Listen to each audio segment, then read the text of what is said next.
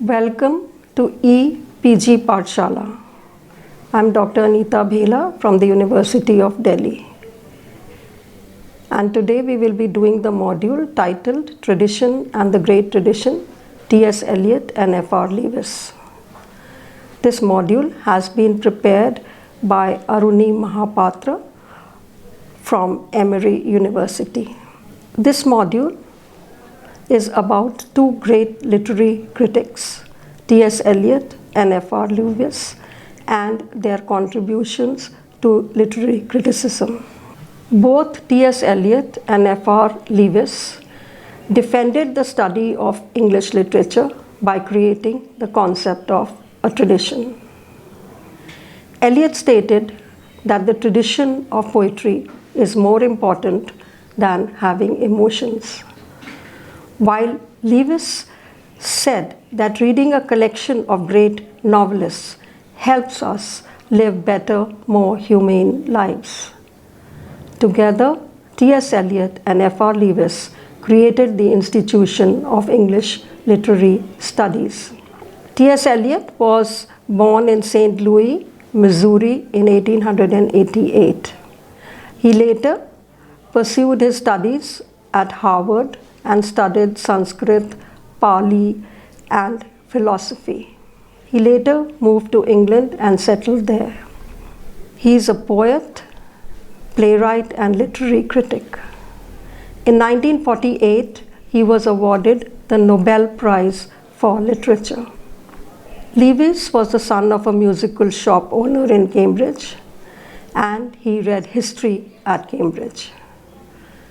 Later, he went on compulsory duty, and when he returned, he got his doctorate and then started teaching and lecturing at Cambridge. In the same year in which Eliot was awarded the Nobel Prize for Literature, F.R. Leavis published his great work, The Great Tradition. Now to come to T.S. Eliot's most famous and most well-read essay, Tradition and the Individual Talent, published in 1919. It was first published in The Egoist and later in The Sacred Wood. It is one of the most widely read, anthologized, and cited essays in all of English literary criticism. What did Eliot set out to do? His task was to change the manner in which poetry was evaluated. The common perception regarding poetry was, or is also nowadays at times, that uniqueness is a mark of distinction, that the poet's independence is mutually opposed to his dependence on tradition. Eliot provided a corrective to this and said that individual uniqueness does not signify a poet's departure from tradition, but instead an even more complete dependence on it. What was Eliot's definition of tradition? He first started by telling us what tradition is not. He stated that it is not a deference to piles of old books or the replication of what older writers have done with once supposedly new material. He also said what tradition should be. It should be a historical conscious, an awareness not simply of the pastness of the past, but its presence. Eliot states that the first mistake that is commonly made by people is that they praise a poem by identifying parts of it which seem most different from older poems. Eliot states that uniqueness and individuality are good things, but he believes that they should not be praised at the cost of tradition. Eliot also stated that if we understand that the dead poets can assert their immortality most vigorously when a young poet produces what seems to us verses full of unique emotions, we can make the first step towards understanding tradition, not as dead weight that constrains young poets and stifles creativity, but rather enables it. Eliot then goes on to explain that he does not expect a poet to mechanically adhere to piles of old books written by old authors, but merely to be conscious of a community of poets larger than his own generation. Such a consciousness, he believes, will ensure that when the poet writes, the whole of literature of Europe, ranging from Homer to the literature of his own country, will speak through his words. Such a globalism and awareness of poems written centuries before is not simply historically but also aesthetically useful.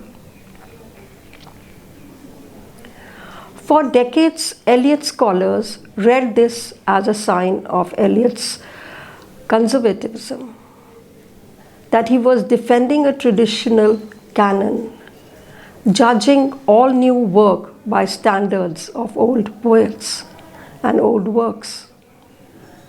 But if we read him closely, we can clearly see that this was far from Eliot's point. Eliot imagined a process of poetic creation in which poets recreated a tradition in the process of imbibing it and also altering it. Eliot said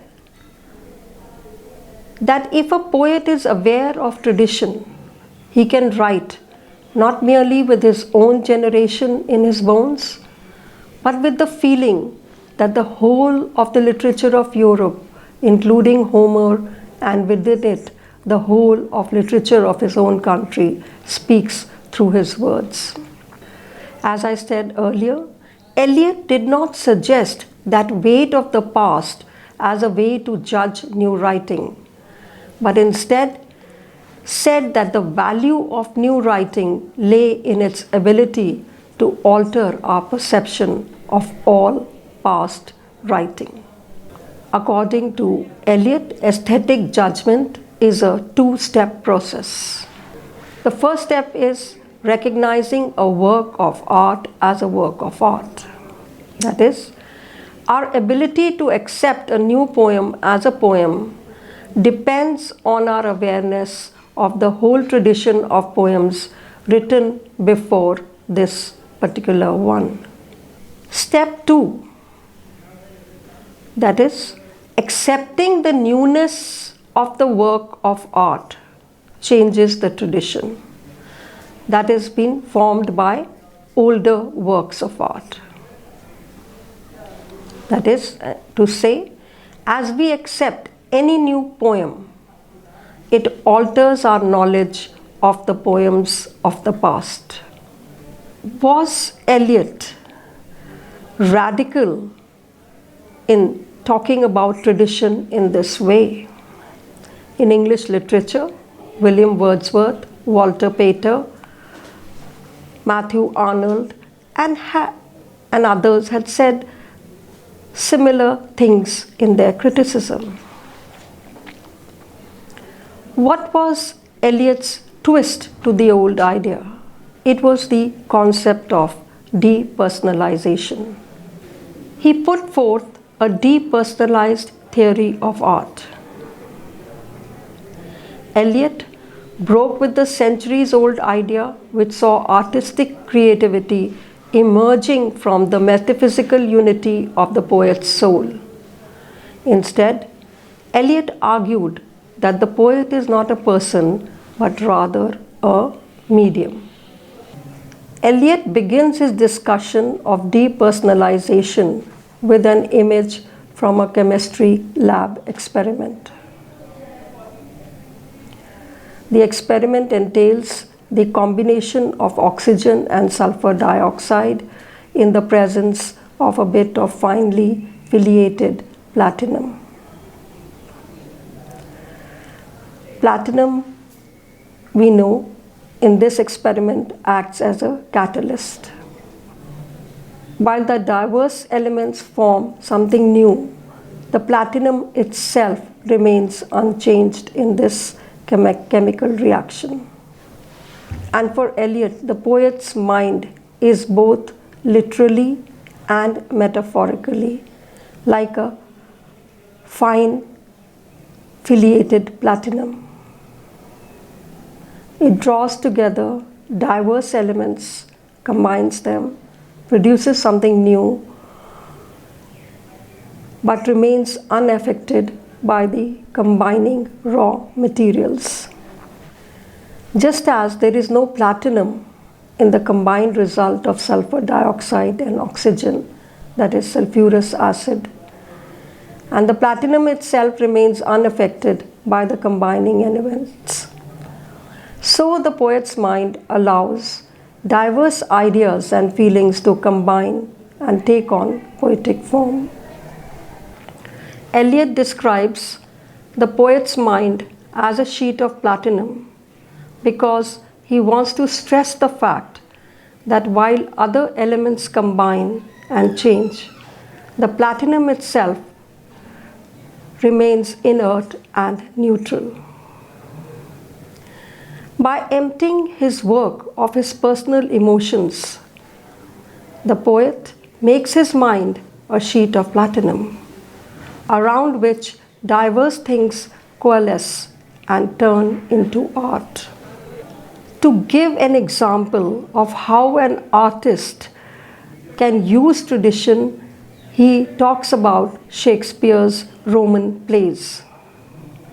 Eliot said that Shakespeare acquired more essential history from Plutarch than most men could from the whole British Museum.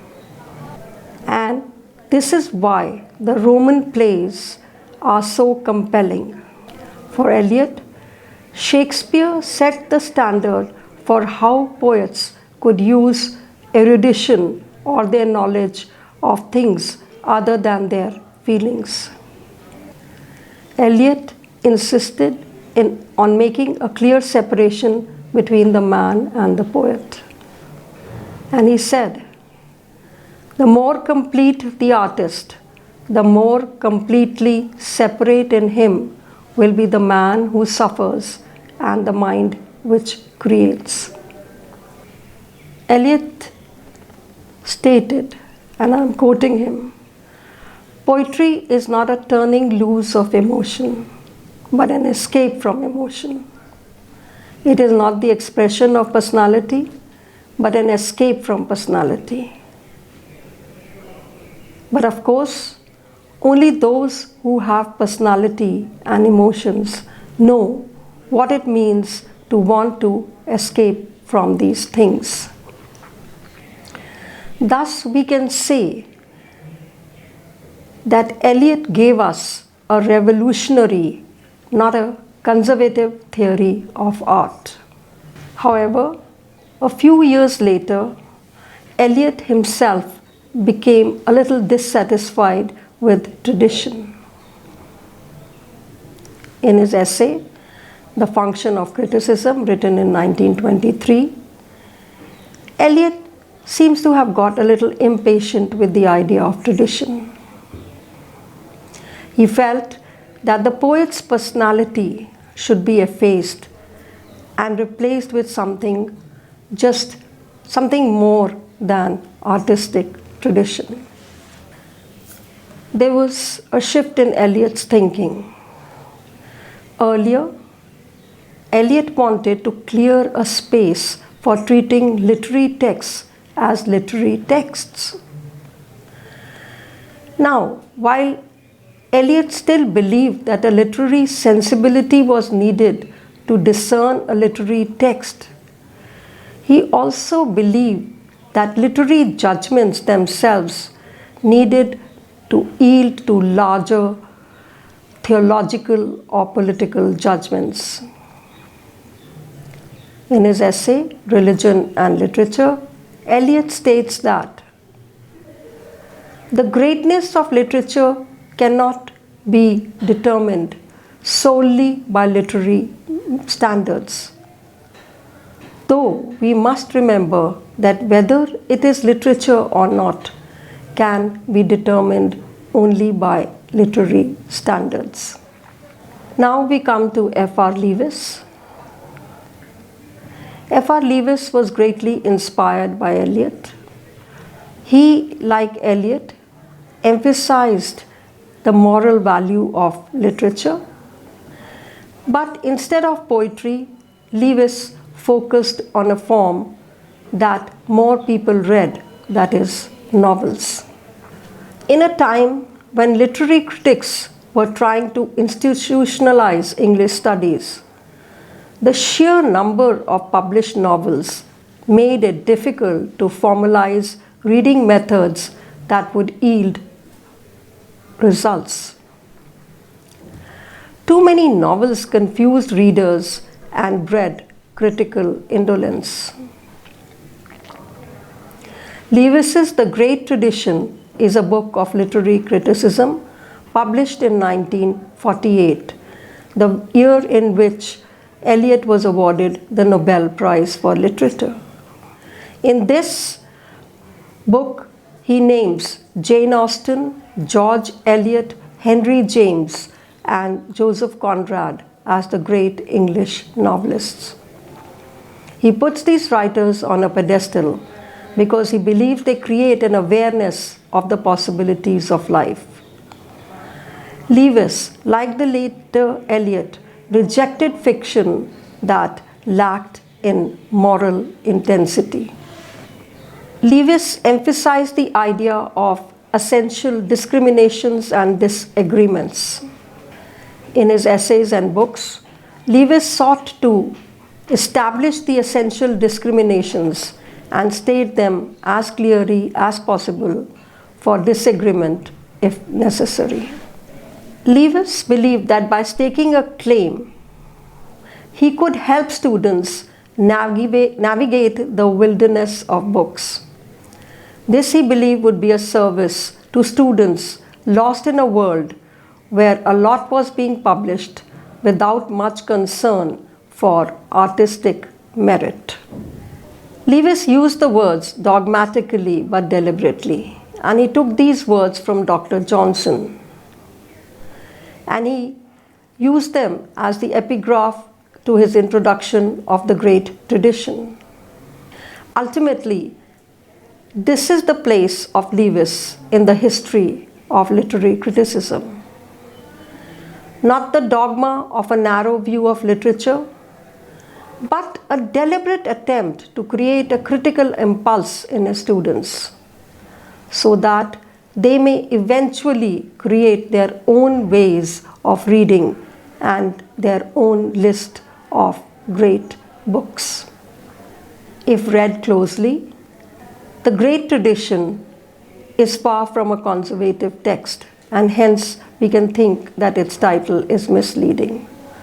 Rather, it encourages us to find a tradition by exposing ourselves as well as those who are reading these novels to both the imperfections and deliberateness of Leavis's own attempt to create an order out of a disorderly group of novelists who were more different than similar. Thus, Leavis wanted his readers to take away from his book not simply the conclusions of his study, that a select few novelists were great and the others not, but the process, the impulse to sift through a large body of literature with a critical gaze, to ask a specific kind of question so as to form a selection of works. Today we have studied about the two great literary critics, T.S. Eliot and F.R. Leavis. T.S. Eliot and F.R. Leavis laid the foundations of professional literary studies. Both Eliot and Leavis were revolutionaries in their different ways, and they said things that no one else in their time did.